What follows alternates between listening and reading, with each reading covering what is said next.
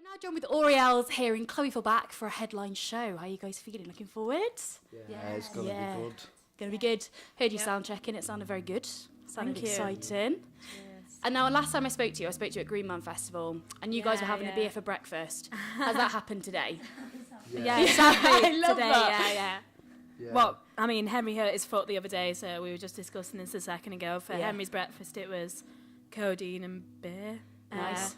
And an apple as well. Nice. So, So a little bit of fruit in there. nutritional, You've got to have your bet you five a day, haven't you? Yeah. Beer's fine. It's all mushed up into one. It was kind of San Miguel and a handful of cheesy Doritos. Oh, nice. The cheesy ones. Can't go wrong with the cheese, I can think you? mine was just a beer, Decent. really, a bit of dried corn at some point, but yeah. We love the dried corn, don't we, in this place? So you guys have been up and down the country. You've played a few gigs, headline shows, but you've also been in and out of rough trade as well. Yeah. So how have they all gone down? Because it must have been quite different shows. You've done some signings as well. Yeah, they're really good. Have been dead interesting. Yeah, we didn't quite know like what to expect. Yeah.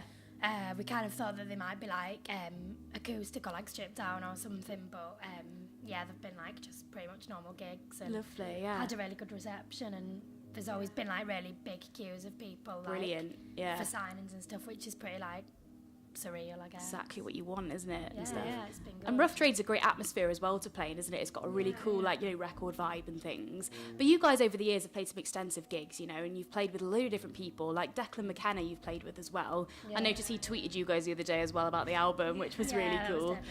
So do you find like you kind of learn different things off playing with different people over the years? You think you've learned different things? It's a lot of different music you've played with.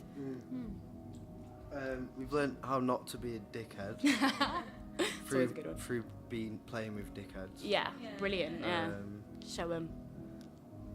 Everyone's like, essentially they're like, all musicians are the same. Like when you get like nice musicians, you don't need to like alter the way you are or like anything for each different band you play with. Like I feel like the musicians are like one breed of like person, really. Like everyone's got the same mentality, and it's sort of like playing with the same band over and over again in a way. Of course, yeah. But yeah, And it must be quite different as well, because I think last time I spoke to you guys, we were talking about how it was quite difficult at the start with like getting gigs and things, because you were started out so young. Yeah.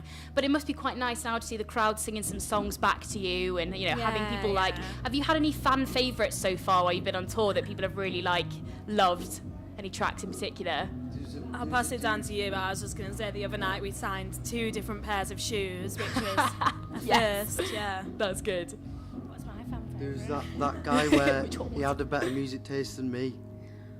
Yeah, so yesterday we played Bristol Rough Trade. Yeah. And there was a young boy there who was about 9 or 10, I think. Yeah. And he spoke to me for ages afterwards, and he had an amazing music taste. Like literally he compared us to like the Slits and Kleenex. Nice, yeah. Which when I was 9, I had no idea who those He was bands 9? were. Like probably 9 or 10. What? That's mad. And he also checked us out because he saw me wearing an Eraserhead t-shirt. So also I was like, so you're a fan of David Lynch? Like, I was just like the nuts. Offspring at 9, so you're a lot cooler than me, so oh well.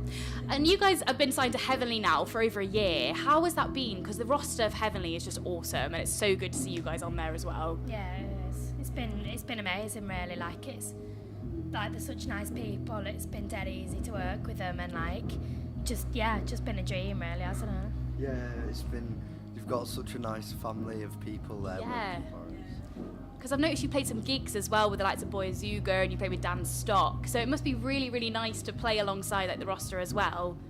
Yeah, it's super nice to play alongside like those kind of newer artists as well that are like Yes. up and coming, because we were once in that position and we like supported like Houghton Tennis Club and things, and they were like super nice. Yeah. So it's good for us to be able to play with like the newer ones and kind of show them what it's like to be on Heaven.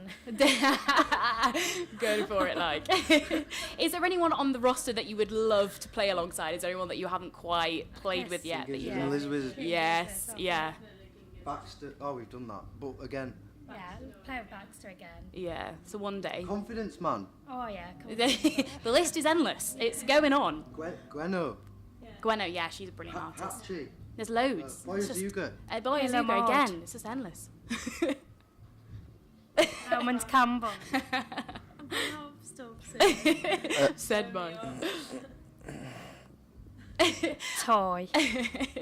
And like speaking about the extensive gigs, I was having a look at when you played Canada, because you played Canadian Music Week a couple of years ago, and Silver Dollar Moment has obviously just come out. And that has a bit of a tie to Canada, doesn't it? With you used to play the Silver Dollar Rooms, didn't you? So what was it about that gig in particular that kind of made you quite memorable for Canadian Music Week? We were proper blagged because of the jet lag. Oh no! It was like 2 in the morning, and it was already the second show we'd played, and we've not even been to bed yet. Oh no! But it turned out to be one of the best gigs we've ever played. Brilliant, yeah. And it became like symbolic of anything that's really unexpectedly beautiful or like successful. Definitely. So then like Silver Dollar Moment became anything like that. It like sums up the whole night really, I think, rather than like just specifically the show, because obviously we've been travelling there, and then we played the first show, then we went to see a band called Tops who were from Canada. Cool, yeah. And that was such like a fucking sick show. We were drinking like pictures of PBR, like I literally like had to go like take a breather because it was such a good show. Honestly, it was so good. She was like, this solo of Hollow Sound of the Morning Chimes came on. She was like, no. Send me west, not gonna lie, like it's so good. That's the way to do it, though. It is the way to do it. And how does it feel to have the album out? Because as you've described it as your baby, you've given birth to the album, which is too right as well. It's your debut album. It seems to be really well received. How have you felt like it's been received by everyone? I think it's been, like, for me, it's been better received than I would like ever have hoped it could have been. Like it's been so good, and like I don't know, like apparently it charted like in the weekdays or whatever at like number 7. So that's brilliant. That was like it charted, but last time we checked we were like 21st. Yeah. Wow. Still so sick. It's like better amazing than chart. We weren't expecting that. Someone said we might get top 40, and we're like, if that happened, that'd be cool. And then 21 though, and then to 7. That's still amazing. That's a really good feat. And as well, I had a really good listen to your album because I was actually coming back from Nottingham to Cardiff, and I was on a train full of football hooligans that were going to a match. So I was stood up for like an hour, but I listened to your album all the way through, and I got a really good listen to it. And honestly, with your music, it's so hypnotic, and you've got some gorgeous like rhythms in there. And it, honestly, I could listen to it from top to bottom. Did you have it like? How did you think about the arrangement of the album? Like, because it flows really, really well if you do listen to it top to bottom. we hate album fillers, and we also hate albums where they go like this. Okay. A slow descent into like a really peak last song. Yeah. So we wanted to keep the energy throughout, so we like specifically selected. The only thing we did was like Mango was the first one we wrote about Canada. Yeah. And Blue Suitcase was the last one we wrote. Yes. And then we just... Yeah, that was like the start and the end of the album, like, but also like chronological for like the band as well. That's nice. So, Yeah. We also knew that we wanted liminal spaces, and the sounds of liminal spaces directly in the middle because of the whole the concept of like a liminal space, and like flipping the record over becomes a liminal space. So Loved it. It sounds pretentious. Did you like but that? Because we were hoping for a bit more of a like a response from it and a bit of contemplation. Well, it was That seems to actually... have gone, like, way... It's actually noted down on this very card as one of my favourite tracks. Oh. So I really enjoyed it because I loved the kind of funk and jazz infusions you put into it as well. With some really nice. And Sunflower Seeds is a brilliant track. I'm a big fan of that one as well. We're playing that tonight. Are you around for the... Tonight? Yeah. I am. I'm going to be there. I will be there. I've been eyeing up the merch as well, so... Never know. We take card now, by the way. They do. That's good to know. That's good to know. Where did the kind of funk infusions come from? Because with a Blue Suitcase, Disco Wrist, you kind of like teased that with the album, and then when you listen to the album, you really hear it come out in a lot of tracks. Like 48% is a brilliant track as well. Yeah. Where did did that come as like a jamming kind of thing, or did you have an idea that you wanted to put some jazz and some funk in there? We listened to like a lot of that music anyway, and then with pre-production of the album, we come up with different parts and then just fit them in. That's why they're only in breakdowns, because they were like redone. Yeah, 'Cause yeah. I just with all of the album songs, just all the different types of music we listened to kind of just leaked into the... Yeah, you can hear the influences. Tracks. Yeah. But that's what's really nice, and it shows that how well you work as a band as well. Musically, you just fit together so well, and you've heard that from tracks leading up to now anyway, so it's been really, really good. And it's produced by Marta Saloni as well, who you've worked with a couple of times, haven't you? So what was it like working with her on the album? So fucking good. Yes. We miss her. We haven't seen her since like last year sometime, but she's amazing. She's like the right amount. She knew exactly what the fuck she was doing, but she also knew like she was really good at like experimental. Yeah, and, like, so like she wasn't forcing her stuff on us. She did what we wanted her to do. And That's then, class. And then like developed on top of our ideas. So it was like perfect harmony. Harmony, yeah. It's dead nice as well because like not only was she like a sick producer, but also like a really lovely person. And That's like good. we've become like really good friends with her, and she was fun to hang out with and stuff. Like we'd drink at night in the studio and kind of have like a really good time with her and stuff. So yeah, it was really, really good. That is the key to a good album, though, isn't it? Having a good relationship with your producer and stuff, and you know they don't take over because it's your baby at the end of the day, isn't it? You want it to kind of have your. Like hope the album reflects. It like, definitely does. the tracks, but also like the fun we were having whilst we were making you it. can 100% hear that. Even through the lyrics and stuff like that, you can hear that really nicely. Yeah. It's one of my anticipated albums of the year, and you've smashed that right sweet. through, so I'm really happy. you. It's really good, guys. And I love your music videos as well. Let Your Dog Tooth Grow is brilliant. I love that. I love it. Where did the kind of concept come for these videos? Because they're all really DIY, but really, really engaging. Yeah, it's kind of just like, yeah, we do come up with them in the van, like on long journeys, like throwing ideas out there and stuff. Yeah. Yeah. Wait, I thought you were going to say the thing about Wild at Heart. oh, was that for Dogtooth?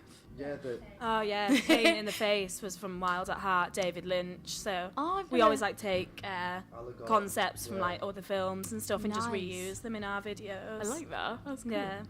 So have you all film buffs between you? Have you all like, do you watch similar films? These two love films, and occasionally I watch what they recommend, but I always forget what they recommend. I'm not sure about it. I love the video The Gang Goes on Tour as well. That was a really cool video. I loved what you did with that. It was really, really fun. And no one does stuff like that. It's great. Like, you know. Yeah, that's exactly what we wanted to do. Yeah. Like our photographer Neelam, who's on tour with us this time. Yeah. Sick. Yeah. She wanted to do a tour video that wasn't just a tour video. Yes. Which exactly what it turned out to be. Exactly. So I we loved got it. to, like, finally tell everyone how concerned we are with Ezra's habit of killing people on tour. Well, there we go. It's an epidemic, is it? Watch this space. And you guys are heading off to Europe very soon as well. After this tour, you're going to be heading off to Europe. How are you feeling about that? It must be nice. Yeah. It's going to be our first time touring in Europe, so obviously like really excited to see what the shows are like and stuff. Definitely. A lot of bands as well, they say people like, you know, audiences in Europe and like America, they pick up different songs, so it might be quite interesting to see what songs they receive quite nicely as well. As well as like the yeah, it might be good. they say like you get treated a lot better, like in general, like people buy more merch and like backstage there's a lot more gin on the rider. So we're looking forward to that. It's always a winner in it. Can't go wrong with gin. Now, guys, just to finish off, as your album is called Silver Dollar Moment, what would be the biggest kind of silver dollar moment for you guys as a band? What would be the pinnacle for you guys as a band for a silver dollar moment? Big question. I always think about this, and it's like to like flip and reverse the question a little bit, but like obviously I'll answer it in a sec. But no, but we were just saying like we've already like spoken to the Pastels, which is one of our like favourite bands. We've gone Heavenly Records, which is like our favourite label. Like I feel like throughout my life, like as in the band, I've already completed so many sort of silver dollar moments. There's never an ultimate silver dollar moment. That's cool. It's an ongoing thing. So like every time you turn around and be like, oh, I didn't know that would happen, but it's also amazing. That's that nice. is, yeah. Sid started to get. And of course, like silver dollar moment in itself is probably my Of course. biggest silver dollar moment. The album, the baby. Sid was like signing records, and we got to like nearly the end of all of them, and she started to get really soppy. So it was beautiful. Though. In one of them, she was like, "We hope you enjoy our silver moment. We hope you have one today, tomorrow, and for the rest of your life." That's definitely on that person's wall. They're going to be loving that for life. I said, like, whoever gets that record is going to have, like, a brilliant They're week. gonna- to be honest. yeah, you've made their week and their year probably. Well, guys, thank you very much for chatting to me, and best of luck tonight. I'm so excited to see you live again because you smashed it at Green Man, and it all sounds very exciting. The album's banging as well. Thank you so much, guys. Cheers.